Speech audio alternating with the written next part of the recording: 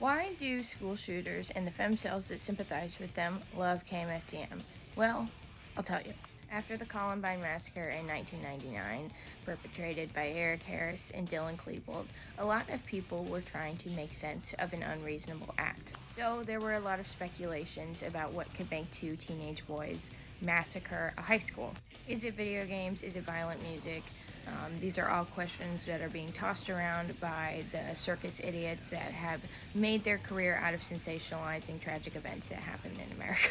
So after the massacre, people combed through Eric Harris and Dylan Klebold's writings and video diaries. It is pretty clear that Eric Harris is a big fan of KMFDM. He has KMFDM lyrics on his website, and he is wearing KMFDM shirts in some of the video diaries. He also directly references KMFDM in his writings, and even notes that the planned date of the massacre is actually going to line up with the album release date of Adios, which is KMFDM's 10th studio album. But that's not why they prioritized that date. They prioritized that date because they were obsessed with Hitler, and it was Hitler's birthday. So Columbine shooting, Hitler's birthday, KMFDM album release, all coincidentally happens on the same day. It's not looking good. Even though KMFDM has never been implicated in having any fascist opinions or, advocating for acts of mass violence like a school shooting, they do release a public apology. They express their sympathies for the victims.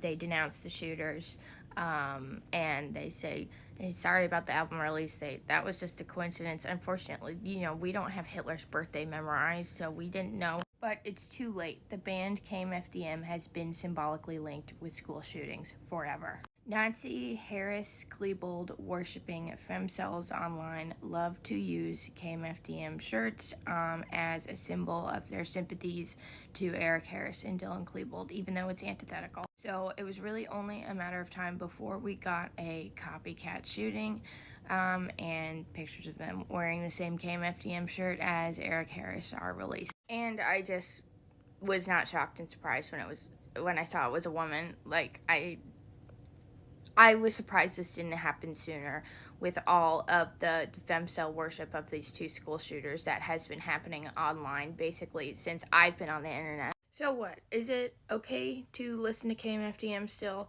Is it okay to wear your KMFDM shirt in public? Yeah. It's fine. In fact, you should, especially if you're not some weird fascistic wannabe school shooter. If you are just normal and you have a job, you should wear them. That way people can make a positive association.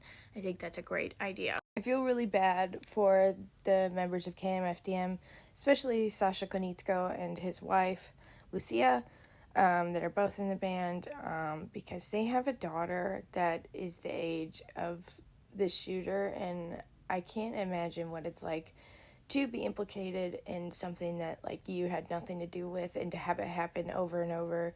I mean, I feel incredibly sorry for them. I just went to Sasha's Wikipedia page, and look, this used to say, you won't find a more imaginative or effective keyboardist on the industrial scene. I did not change that. That was like that when I opened up his Wikipedia page, to make this video. I feel really bad for him for being implicated in those ideologies that he has literally written a bunch of music against. I feel bad for them.